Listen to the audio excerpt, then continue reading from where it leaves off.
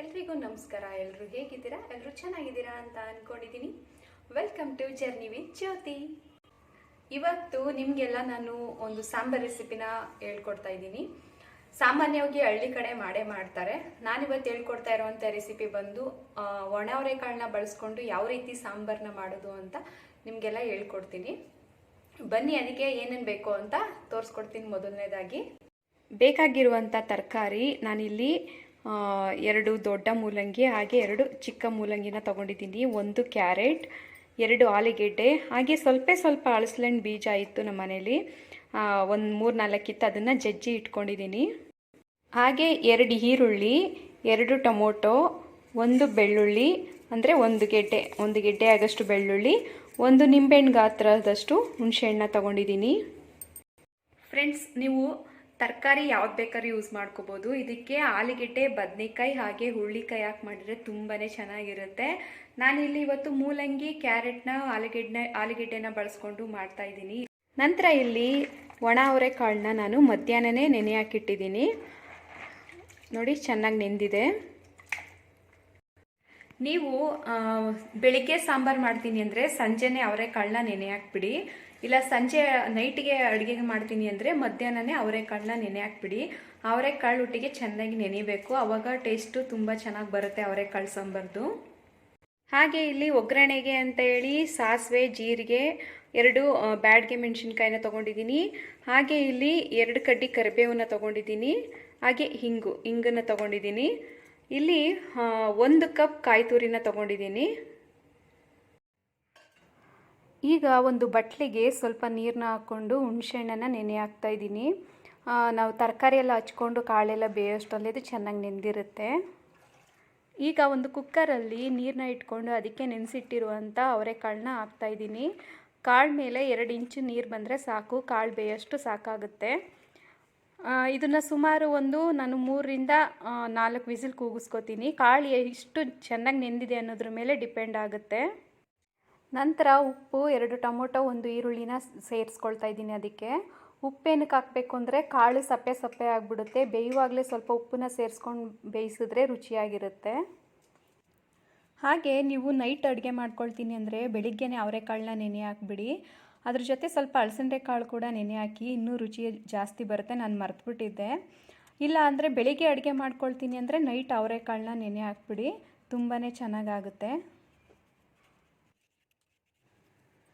ಈ ಅವರೆಕಾಳು ಸಾಂಬಾರನ್ನ ಹೆಚ್ಚಾಗಿ ಹಳ್ಳಿ ಕಡೆ ಮಾಡ್ತಾರೆ. ನೀವು ಕೇಳಿರ್ಬೋದು, ವರ್ಷಕ್ಕೊಂದ್ಸತಿ ಪರ ಅಂತ ಮಾಡ್ತಾರೆ ಹಳ್ಳಿ ಕಡೆ. ಅಲ್ಲಿ ಜಾಸ್ತಿ ಮಾಡೋದೇ ಅವರೆಕಾಳು ಸಾಂಬಾರು. ಹಾಗೆ ಹಳ್ಳಿಗಳಲ್ಲಿ ದೇವಸ್ಥಾನ ಹತ್ರ, ಮನೆ ಹತ್ರ ಮದುವೆಗಳನ್ನ ಮಾಡಿದ್ರೆ ಅಲ್ಲೂ ಕೂಡ ಈ ಅವರೆಕಾಳು ಸಾಂಬಾರನ್ನ ಮಾಡ್ತಾರೆ. ಈ ಅವರೆಕಾಳು ಸಾಂಬಾರು ಎಲ್ಲ ರೆಡಿ ಮಾಡಿ ಲಾಸ್ಟಲ್ಲಿ ಇದ್ರ ಮೇಲೆ ಹುಚ್ಚೆಳ್ಳು ಪುಡಿನ ಉದುರಿಸ್ತಾರೆ. ತುಂಬಾ ರುಚಿಯಾಗಿರುತ್ತೆ. ಅದ್ರ ಟೇಸ್ಟ್ ಯಾರ್ಯಾರು ಮಾಡಿದ್ದೀರೋ ಅವರು ಕಮೆಂಟ್ ಮಾಡಿ.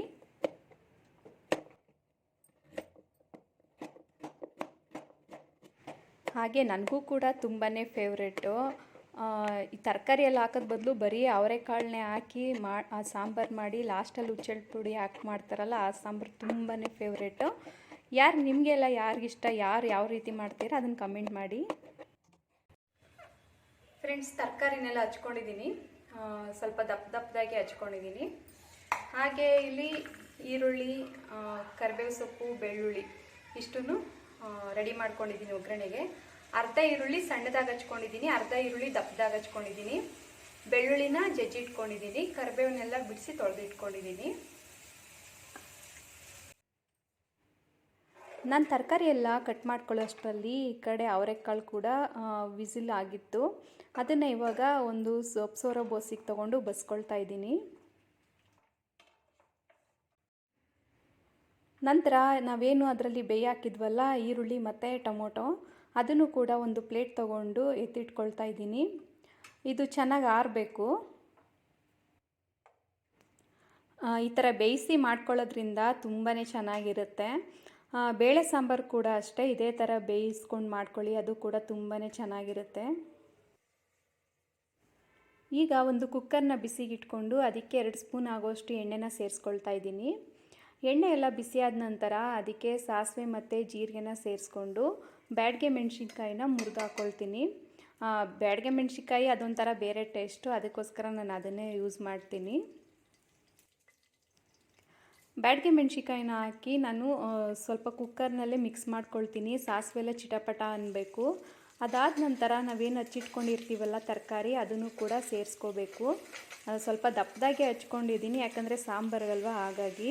ನಂತರ 1 ಸ್ಪೂನ್ ಆಗೋಷ್ಟು ಉಪ್ಪನ್ನು ಸೇರಿಸ್ಕೊಂಡು ಸ್ವಲ್ಪ ಮಿಕ್ಸ್ ಮಾಡಿ ಕುಕ್ಕರ್ ಮುಚ್ಚಳನ ಉಲ್ಟಾ ಮುಚ್ಚಿ ಬೇಯಲಿಕ್ಕೆ ಇಟ್ಬಿಡ್ತೀನಿ. ಸ್ವಲ್ಪ ಮೆತ್ತಗಾಗಲಿ ಎಲ್ಲ. ಈಗ ಏನು ಈರುಳ್ಳಿ ಟೊಮೊಟೊ ಎಲ್ಲ ತೊಗೊಂಡಿದ್ದೀವಲ್ಲ, ಒಂದು ಮಸಾಲೆನ ರುಬ್ಕೊಳ್ಳೋಣ. ಅದು ಒಂದು ಮಿಕ್ಸಿ ಜಾರ್ನ ತೊಗೊಂಡು ಬೇಯಿಸಿಟ್ಟಿರುವಂಥ ಈರುಳ್ಳಿ ಟೊಮೊಟೊ, ಮನೇಲೇ ಮಾಡಿರುವಂಥ ಬೇಳೆ ಸಾಂಬಾರು ಪುಡಿ, ಹಾಗೆ ತೆಂಗಿನಕಾಯಿ ತುರಿ, ಹುಣಸೆಹಣ್ಣು ನೀರನ್ನು ಸೇರಿಸ್ಕೊಳ್ಳಿ. ಸಾಂಬಾರು ಪುಡಿ ಹಾಕೋದು ಸ್ಕಿಪ್ ಆಗಿದೆ. ಈಗ ಇಷ್ಟನ್ನು ರುಬ್ಕೊಂಬರೋಣ. ನೀರು ಫಸ್ಟು ಒಂದ್ಸತಿ ಗ್ರೈಂಡ್ ಮಾಡಿಕೊಂಡು ಆಮೇಲೆ ನೀರು ಬೇಕು ಅಂದರೆ ಸೇರಿಸ್ಕೊಳ್ಳಿ. ಯಾಕಂದರೆ ಹುಣಸೆಹಣ್ಣು ನೀರನ್ನ ಹಾಕಿರ್ತೀವಿ, ಹಾಗೆ ಟೊಮೊಟೊನ ಬೇಯಿಸಿರುವಂಥ ಟೊಮೊಟೊನ ಹಾಕಿರ್ತೀವಿ, ಅದೇ ನೀರು ಸಾಕಾಗುತ್ತೆ ಅನಿಸುತ್ತೆ. ಒಂದು ಸತಿ ಗ್ರೈಂಡ್ ಮಾಡಿಬಿಟ್ಟು ನೀರು ಬೇಕು ಅನಿಸಿದ್ರೆ ಹಾಕ್ಕೊಳ್ಳಿ ಅಷ್ಟೇ. ಬನ್ನಿ ಇವಾಗ ರುಬ್ಕೊಂಡು ಬಂದ್ಬಿಡೋಣ. ನೋಡಿ ರುಬ್ಕೊಂಡಿದ್ದೀನಿ. ತುಂಬ ನುಣ್ಣಗಾಗಬೇಕು, ನೈಸ್ ಆಗಬೇಕು ಅಂತೇನಿಲ್ಲ, ಸ್ವಲ್ಪ ತರಿ ತರಿ ಇದ್ರೂ ನಡೆಯುತ್ತೆ. ನಾನು ಮಸಾಲೆ ಎಲ್ಲ ರೆಡಿ ಮಾಡ್ಕೊಳ್ಳೋ ಅಷ್ಟರಲ್ಲಿ ತರಕಾರಿ ಕೂಡ ಮೆತ್ತಗಾಗಿತ್ತು. ಈಗ ಅದಕ್ಕೆ ಬೇಯಿಸಿಟ್ಕೊಂಡಿರುವಂಥ ಕಾಳನ್ನ ಸೇರಿಸ್ಕೊಂಡು ಅದನ್ನು ಕೂಡ ಮಿಕ್ಸ್ ಮಾಡ್ಕೊಳ್ತಾ ಇದ್ದೀನಿ. ನಂತರ ನಾವೇನು ರುಬ್ಬಿಟ್ಕೊಂಡಿದ್ವಲ್ಲ ಮಸಾಲೆ, ಅದನ್ನು ಕೂಡ ಇದರಲ್ಲಿ ಸೇರಿಸ್ಕೊಂಡು ಇದನ್ನು ಸ್ವಲ್ಪ ಹೊತ್ತು ಫ್ರೈ ಮಾಡ್ಕೋಬೇಕು. ಫ್ರೈ ಮಾಡ್ಕೊಂಡಾದಮೇಲೆ ಮಿಕ್ಸಿ ಜಾರಲ್ಲಿ ಇರುತ್ತಲ್ವ ಮಸಾಲೆ ಎಲ್ಲ, ಅದನ್ನೆಲ್ಲ ತೊಳೆದ್ಬಿಟ್ಟು ಸೇರಿಸ್ಕೊಂಡು ನಾವೇನು ಕಾಳು ಬೇಯಿಸಿರ್ತೀವಲ್ಲ ಆ ನೀರನ್ನು ಸೇರಿಸ್ಕೋಬೇಕು. ನಂತರ ನೋಡಿಕೊಂಡು ನೀವು ಎಕ್ಸ್ಟ್ರಾ ನೀರನ್ನ ಸೇರಿಸ್ಕೊಂಡು ಕುಕ್ಕರ್ ಮುಚ್ಚಳನ ಮುಚ್ಚಿ 1-2 ವಿಸಿಲ್ ಕೂಗಿಸ್ಕೊಂಡ್ರೆ ಅವರೆಕಾಳು ಸಾಂಬಾರು ರೆಡಿ ಆಗುತ್ತೆ.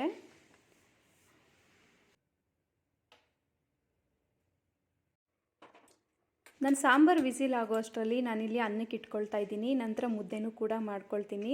ಮಸಾಲೆ ಸಾಂಬಾರಲ್ವ, ಹಾಗಾಗಿ ಚೆನ್ನಾಗಿರುತ್ತೆ ಅಂತ ಹೇಳಿ ಮುದ್ದೆಗೆ ನಾನಿಲ್ಲಿ ಒಂದು ಬಾಣಲಿನ ಇಟ್ಕೊಂಡು ಆ ಚೊಂಬಲ್ಲಿ ನಾನು ಎರಡೂವರೆ ಹಾಕ್ಕೊಳ್ತಾ ಇದ್ದೀನಿ ನೀರನ್ನ. ಜಸ್ಟ್ 2 ಮುದ್ದೆ ಅಷ್ಟೇ ನಾನು ಮಾಡ್ಕೊಳ್ತಾ ಇರೋದು. ನೀರಿಗೆ ಸ್ವಲ್ಪ ರಾಗಿ ಹಿಟ್ಟನ್ನ ಹಾಕಿ ಗಂಟಿಲ್ದಿರೋ ಥರ ಮಿಕ್ಸ್ ಮಾಡಿ ಬಿಡಬೇಕು. ಅದು ಕುದಿ ಬಂದು ಉಪ್ಪು ಬರುತ್ತೆ. ಆಗ ರಾಗಿ ಹಿಟ್ಟನ್ನ ಸೇರಿಸ್ಕೊಂಡು ನಾವು ಉಪ್ಪಿಟ್ಟು ಹೇಗೆ ಗಂಟಿಲ್ದಿರೋ ರೀತಿ ತಿರುಗ್ತೀವೋ ಅದೇ ರೀತಿ ಇದನ್ನು ಚೆನ್ನಾಗಿ ಮಿಕ್ಸ್ ಮಾಡ್ಕೋಬೇಕು. ಚೆನ್ನಾಗಿ ಮಿಕ್ಸ್ ಮಾಡ್ತಾನೆ ಇರಬೇಕು, ಕೈ ಬಿಡಬಾರ್ದು. ಇದೆಲ್ಲ ಸ್ವಲ್ಪ ಸಾಫ್ಟ್ ಅದಕ್ಕೆ ಬರುತ್ತೆ. ಆ ವೈಟಿಗಿರೋದೆಲ್ಲ ಕಲರ್ ಚೇಂಜ್ ಆಗುತ್ತೆ, ಅಲ್ಲಿ ತನಕ ಮಿಕ್ಸ್ ಮಾಡಬೇಕು. ನೋಡಿ ಎಷ್ಟು ಚೆನ್ನಾಗಿ ಕಾಣಿಸ್ತಾ ಇದೆ ಕಲರು. ಈ ರೀತಿ ಆಗೋವರೆಗೂ ಮಿಕ್ಸ್ ಮಾಡಿ ಏನು ಹಿಟ್ಟೆಲ್ಲ ಮೆತ್ಕೊಂಡಿರುತ್ತಲ್ವ ಸೌಟಿಗೆ, ಅದನ್ನೆಲ್ಲ ತೆಗೆದು ಒಂದು ಪ್ಲೇಟ್ನ ತೆಗೆದು ಮುಚ್ಚಿ ಒಂದು 5 ನಿಮಿಷ ಬೇಯಲಿಕ್ಕೆ ಬಿಟ್ಬಿಡಬೇಕು.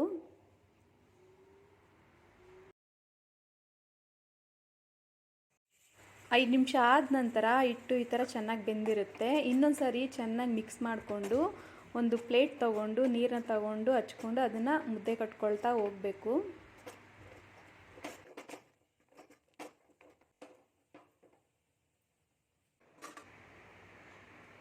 ನೋಡಿ ನಿಮಗೆ ಕಾಣಿಸ್ತಿರ್ಬೋದು ಮುದ್ದೆ ಎಷ್ಟು ಚೆನ್ನಾಗಿ ಆಗ್ತಿದೆ ಅಂತ. ಒಳ್ಳೆ ಬೆಣ್ಣೆ ಥರ ಇದೆ.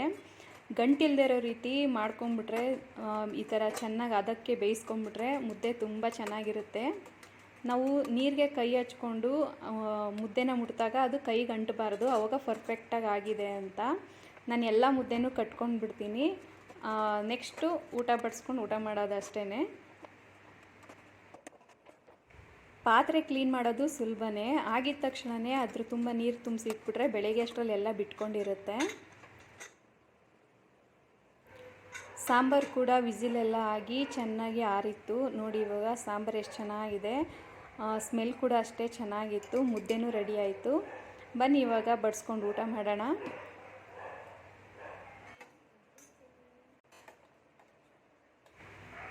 ಸಾಂಬಾರನ್ನ ನಾವು ಮುದ್ದೆ ಜೊತೆ ತಟ್ಟೆಗೆ ಹಾಕ್ಕೊಂಡು ಊಟ ಮಾಡಿದ್ರೇ ಚೆನ್ನಾಗಿರೋದು. ನಾನು ನಿಮಗೆ ತೋರಿಸ್ಲಿಕ್ಕೋಸ್ಕರ ಬಟ್ಲಿಗೆ ಹಾಕಿ ತೋರಿಸ್ತಾ ಇದ್ದೀನಿ. ನೋಡಿ ಎಷ್ಟು ಚೆನ್ನಾಗಾಗಿದೆ.